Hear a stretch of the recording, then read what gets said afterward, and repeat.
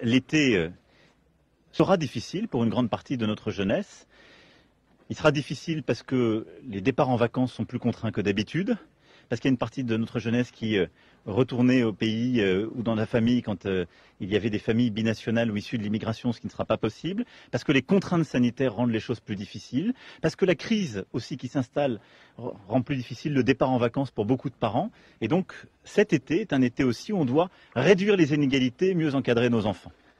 C'est aussi plus difficile dans les quartiers en difficulté, où il y a parfois des tensions et où il faut prévenir la délinquance. C'est pour ça que nous avons vu au début un programme qui est quartier d'été complètement engagé dans ces initiatives.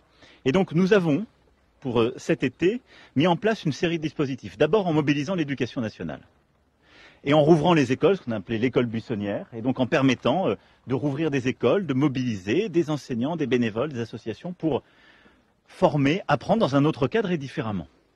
Nous avons beaucoup mobilisé les associations. Nous en avons vu quelques-unes et je veux vraiment les saluer, les remercier, qui vont aussi permettre d'accompagner ce travail, d'encadrement, d'accompagnement où il faut apprendre, essayer de rattraper pour partie le retard et préparer la rentrée pour certains enfants, mais aussi avoir des activités qui permettent de sortir du quartier, de l'appartement qui est parfois réduit, de la famille pour aller découvrir sa région ou d'autres régions françaises pour un ou plusieurs jours. Et vraiment, le travail des associations que nous avons accompagnées avec le ministère est très important.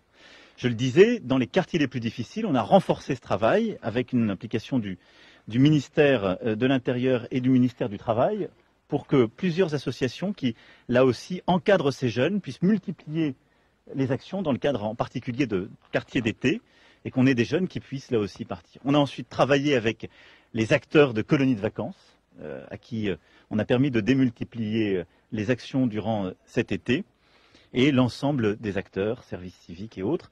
Ce qui fait qu'au total, la capacité que nous avons d'accueillir des jeunes durant l'été qui est devant nous, avec des activités éducatives, culturelles, sportives, est d'1 million de jeunes.